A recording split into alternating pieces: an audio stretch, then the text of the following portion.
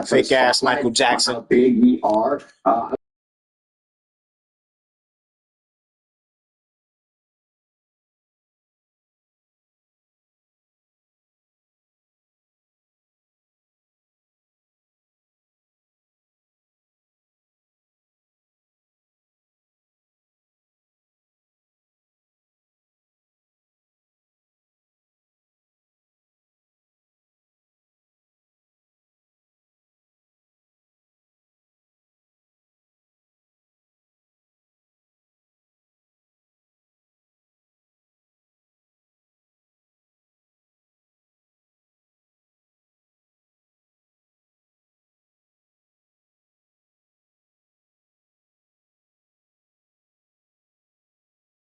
Time around, unfortunately.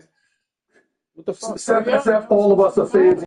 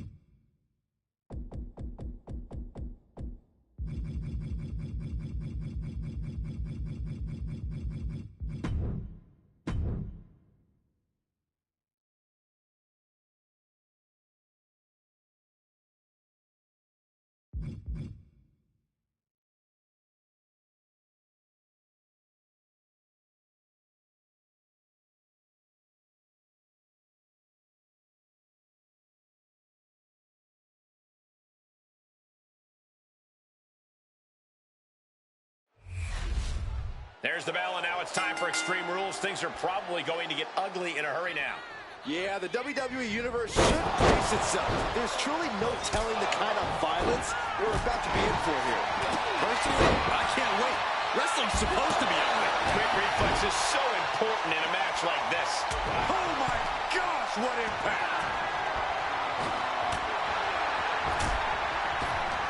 Larry, oh man, inside out. Heading to the outside now. The kick connects. We've seen the lengths superstars are willing to go to in extreme. Is your heart still broken and making many Put yourself in that mindset. I feel like there's like this thing, just like putting the pieces back together still. I mean, it was a sad way to watch it go down. The Bears were by far, I mean, I'm a little biased, but by far the most fun team in the playoffs. I mean, just look at this team. Look at this 18, this Iceman. He's just doing it big, dude. And the nice thing about it is, you talked about youth in the WWE. The Chicago Bears team is young. This year exceeded all my expectations. I mean, go back and look at the highlight reel of this season. It was absolutely incredible to be a Chicago Bears fan, and it was the first time in a long time that you can say that about being a Bears fan. Dude, we've been on the other side of the heartbreak for so many seasons. It's great to look at Caleb and look at Ben and look at the future. So I'm a little sad. But I'm glad we had it, you know? Listen, Seth, I feel like you really You're the greatest quarterback in your franchise history. Exactly. You guys were the greatest quarterback in your franchise history. I feel like Seth reignited the rivalry with Green Bay and Chicago this year. Not that it needed reuniting, but when you were going off in Green Bay at the draft about the Bears, I'm like, oh no, this year's going to get worse. It was fantastic. Hey, WWE Entertainment all the way. All the way around. Seth, thank you for joining us. We appreciate it.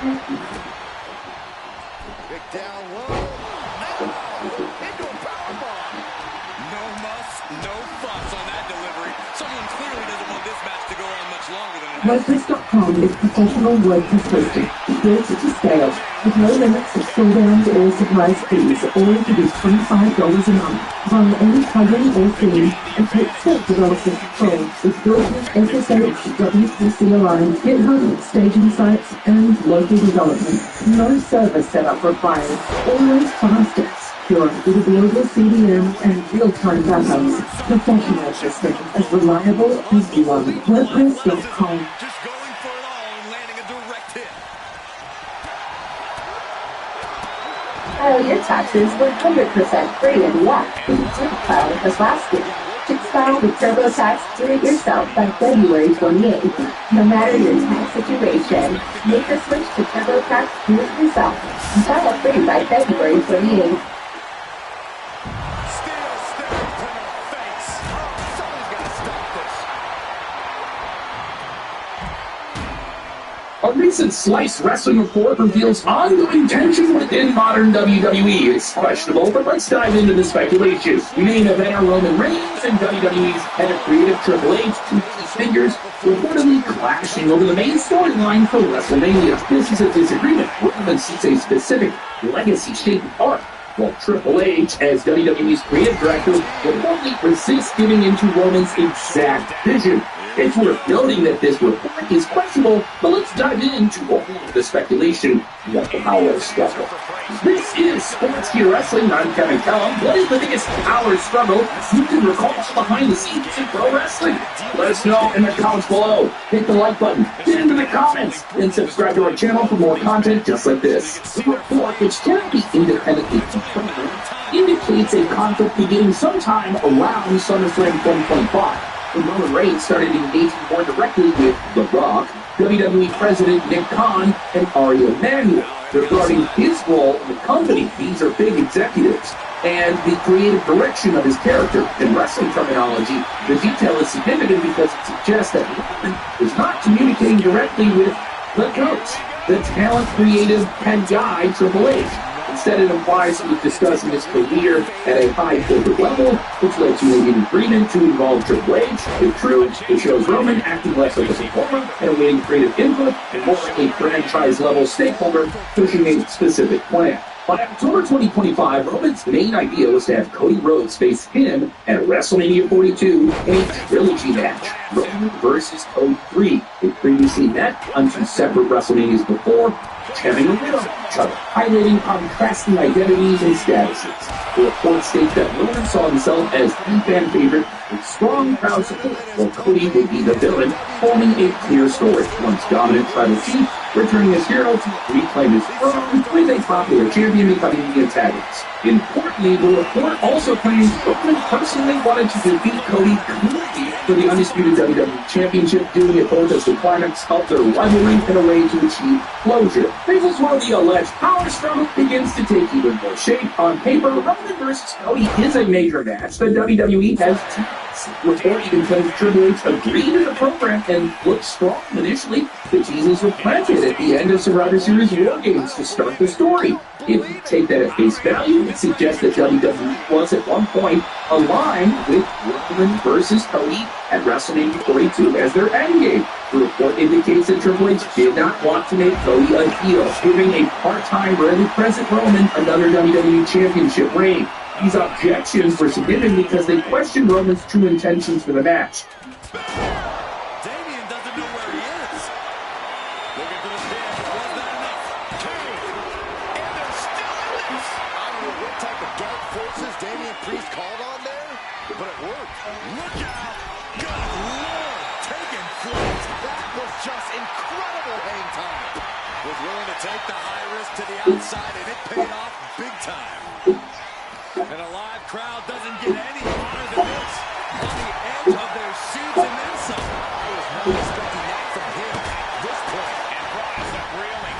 Yeah, Priest has been ruthless with his aim all not just the outcome. A clean victory by Roman as champion would be a major achievement, obviously, symbolizing his dominance in a key rivalry of the era. The report also states that Triple H was worried about the outcome, reinforcing the idea that Roman is, quote-unquote, superior, which is impractical for the day-to-day WWE, where we can confirm, and you can confirm with your own eyes, Roman's not there every single week. Additionally, in this report, Triple H is described as reluctant to turn Cody heel, because not all top stars can convincingly play villain roles. Cody remains a valuable babyface hero to the company. Is that something worth sacrificing for this match? According to the report, Triple H then began developing alternate plans for the undisputed WWE Championship to avoid a Roman-centered outcome. In that telling, Drew McIntyre's championship victory is framed as a last-minute change that opens up a new path without Roman directly in the title picture.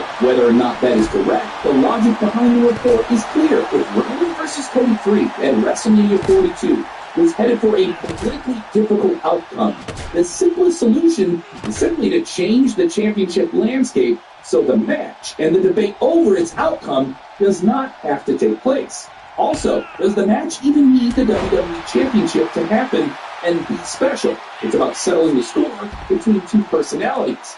That is still totally doable without a championship prize. The Slice report also links the alleged struggle to Roman's delayed return.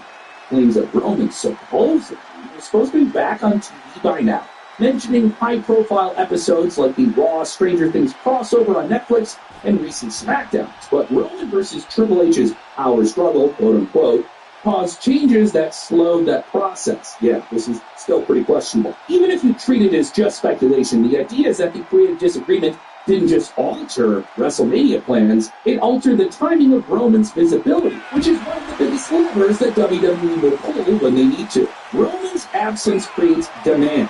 Yeah, him not being there makes when he is there special, and it can reflect some uncertainty. You can bring Roman back when you know exactly what his road is. Another piece of the report suggests that Roman might end up connected to the World Heavyweight Championship scene over on Raw, but not at WrestleMania 42.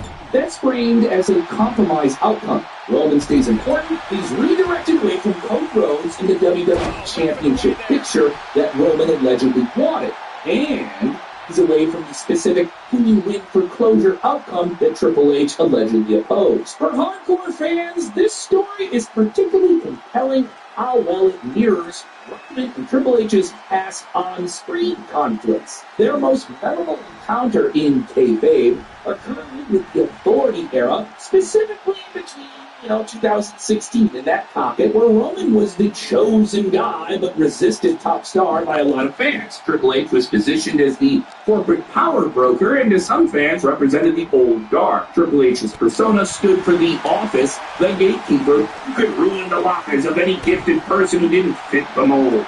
Roman, on the other hand, was portrayed as the powerful babyface attempting to establish his rightful place as the top, despite the politics surrounding him. The main event of WrestleMania 32 was framed as Roman overcoming the Authority's control, fighting through the machine, winning the championship as a symbol of his rise rather than just being a title match. How well do you remember that match? Did you like it? Let us know in the comments below. This speculated, we emphasize speculated alleged struggle, is less about personal animosity on one side and the other, and more about competing visions for WWE's future. Roman's side, as described, is about closure, validation, a definitive triumph over Cody, a clean win that turns a rivalry into a legacy state.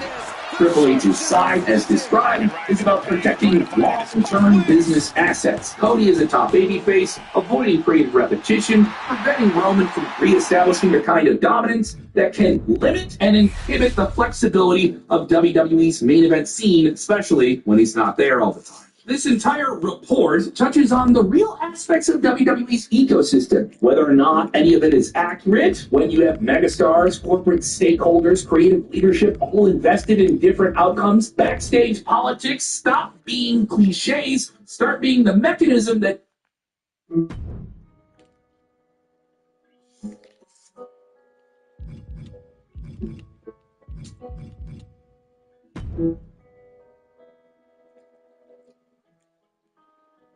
2K just dropped a brand new teaser for the video game, giving us tons and tons of clues and insights as to what could be coming up for 2K26. The first thing to note, though, is that we have two versions of the game that have already been announced, the Attitude Era Edition and the Monday Night War Edition. The Monday Night War Edition seems to be the big one, the big Ultimate Edition one, then the Attitude Era.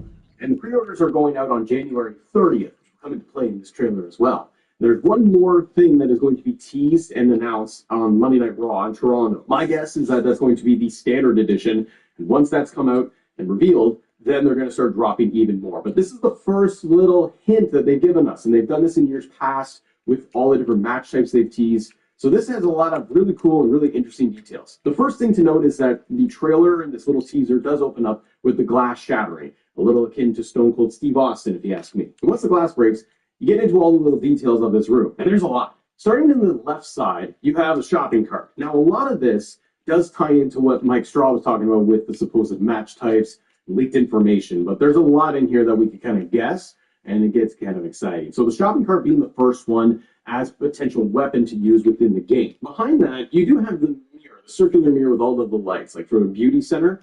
This could be just reflecting for somebody like Blake Monroe, for example. Below that, you have the microphone. This would probably relate to an I Quit match, making its return to the series, because this has already been heavily teased. And with knowing that it's going to be an Attitude Era edition, the I Quit match was pretty prominent during that period. And since then, obviously, we've had many, many I Quit matches. The microphone has already been a weapon in the game. We just haven't had the I Quit match itself officially in. If you move up a little bit, you got the calendar. Now, the calendar is really great because it's January 2026.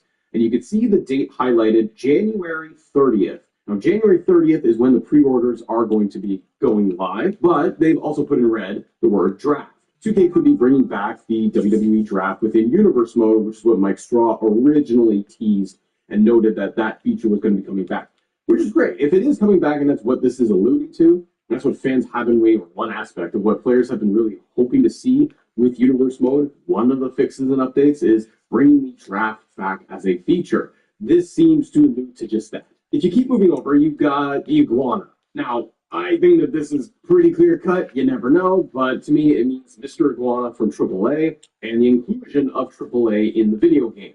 I would suspect that if they are going to bring AAA into 2K26, that's going to be in the form of DLC content. They would probably have a whole pack just dedicated to AAA that they could mix in there with the likes of Mr. Iguana, Vikino, and more. Above that, you have two pictures that at first I was like, I don't know who this is, what this could be. But I started thinking a little bit more closely. And I think it has to do with Creation Suite. Because there's no faces on this, these are just elements, these are items. And in my head, and comment below what you guys think, because I could be way wrong with all of it. But in my head, it's two Creation Suite elements. These look like fuzzy boots. And the other picture is just a silhouette, it's a wig. And it's a two-tone wig. And I know that for creators and COD creators, they've always wanted more features, more creation parts. And this could be just teasing that they're going to be adding even more. Two-tone wigs with more fuzzy boots, more elements to be added into Creation Suite. That's what this could be alluding to. Also, Mike in his articles did mention that they were going to be doubling the cost slots from 100 to 200. They could be increasing a lot when it comes to Creation Suite. Behind that, you just have a little bit of graffiti marked in red, but it's really hard to tell what that would be if it is anything at all. Moving up to the very top right-hand corner, it looks like either a suitcase or gas can. Let me know what you think of what that is in the very top right-hand corner of the image that's in red on the shelf. Because I feel like it's kind of more of a gas can, which could be just another weapon that they want to use to be able to light tables on fire and that element of hardcore. Like if you look at the Attitude Era edition, you have it all in duct tape, and the word hardcore is across the 2K26 logo. That simply could be an homage to Mankind, because Mankind is not on the cover of the video game, because we know that Mick Foley, he's leaving as WWE legend when his contract runs out, which is supposedly in June, but that might mean he's still in this year's game. And instead of putting him front and center on the cover, where he should be when an Attitude Era comes up, they maybe just pay homage to him with the word hardcore. But if it is a gas can, I'm very interested. If it's a red suitcase, I don't know who that is. Moving down, you have VHS tapes. So looking back, going back in history at previous matches, moments, and places. And there's a lot here. The first one in the first VHS tape says Clash at the Castle. Now, Clash at the Castle, you did have the world title match between Damian Priest and Drew McIntyre. This is after WrestleMania 40, where Drew got screwed out of the title because Damian Priest cashed in on him. CM Punk was involved. And this VHS tape, this is Clash of the Castle, it could be alluding to that, and it could be alluding to showcase matches in general. But in this match, you did have CM Punk slide in with the referee shirt, and then he did the count, and he screwed over Drew McIntyre, and that really propelled their feud going forward after that. So if it is going to include this match, and it could include others, but if they are going to do this, you could get the Clash of the Castle arena, and you could be getting this match. Maybe you are going to play as Punk or play through the match, and then you get the ending sequence of CM Punk involved as special referee or fake referee. The next VHS tape is WrestleMania 41, Punk versus Rollins versus Reigns. I think that one is pretty straightforward, and again, this is why I feel like it's leaning towards showcase mode, and it's a CM Punk showcase. This being a triple threat, Paul Heyman turns on everybody, side with Seth Rollins. You could be looking at the WrestleMania 41 all three of these guys are retired. Paul Heyman alternate attire. There's a ton in this match that they should utilize if they're going to use that as a showcase match. The next one down is Cena versus Orton. Breaking Point. Breaking Point 2011 was an iconic. Now this would be not showcase related. It could be just a expense highlight to equipment, but they already did that in this Caesar with the microphone, seemingly. Now this is when Randy Orton had his head fully shaved, 2009.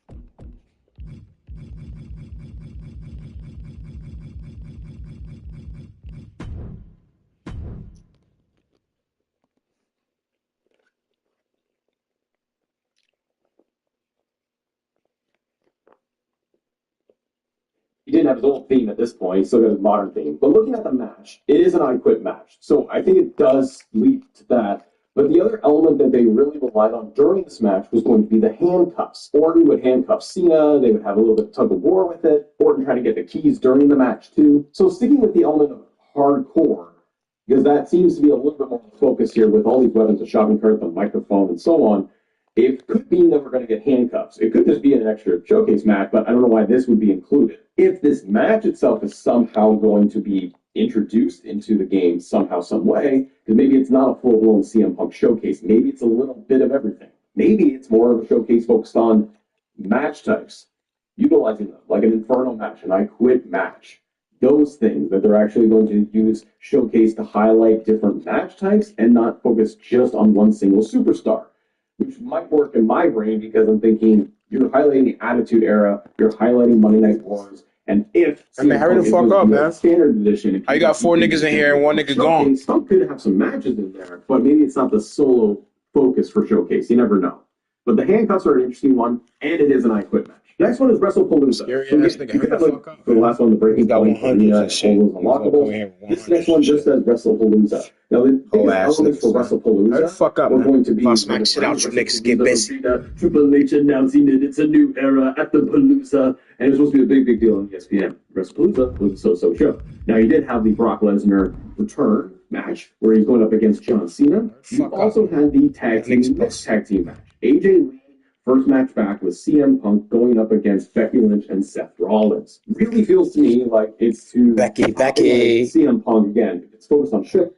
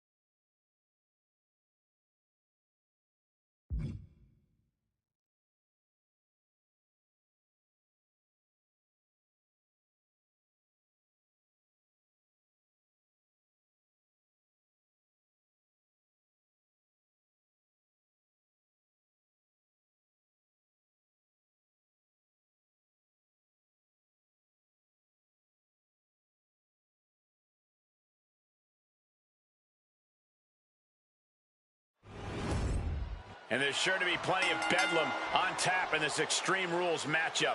These superstars have nothing but bad intentions in mind for each other. And they have everything and everywhere at their disposal to annihilate one another. Clothesline! Good Lord. So effective. Ouch. He's able to slip away from that. Time to go for a ride. Able to avoid damage with an evasive maneuver. Snapmare could set something else up. Fast thinking saved him there. Down with a snapmare. Escapes out of that attack. That takes them down. Belly-to-belly suplex. Oh! Ricocheting off the turnbuckles. Oh, he flips that around. Oh, man. And Bret gets countered. A bit of hot dogging from AJ here. And no two ways about it. That move was just dirty. Love it or hate it, there's a certain toughness that's brought out in no DQ matches. Yeah, no DQ matches can really test just how much a superstar can take. Sometimes it's even more than they expected. For certain superstars, it may unlock a new part of their personality. Drops the elbow. Ooh. What could Chad be looking for? He is getting rid of the turnbuckle pad. Don't say that too loud, Saxon. You might get caught. And AJ reverses. Taken down by the neck. And the ring general Hart perhaps getting a little outmatched and outsmarted there. Yeah, Chad just ramped up his intensity. Look out! The dive! And that takes so much skill to land with such accuracy. It takes a whole lot of luck, too. Saw it coming and counters it. Just got thrown around like a sack of you-know-what. Placing him in the corner.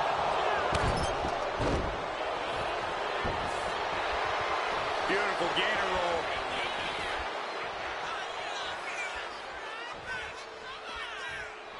disorient your opponent.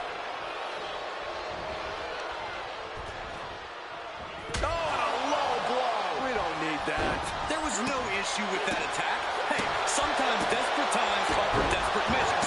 Who are we to judge? And a kick. Ooh, devastating kick. Ooh, a reversal. He saw that coming. Look at the ankle lock. The ankle lock. The ankle lock. Trying to escape this with that ankle intact. AJ Styles is eliminated. Snapmare. A bit of hot dogging from Kurt here. And he gets tossed back into the mat. And he's pulled the ring apron up, looking under there for something. Call Hunter's secretary. Tell him we found the hammer. Gets out of the ring. What's going to happen now?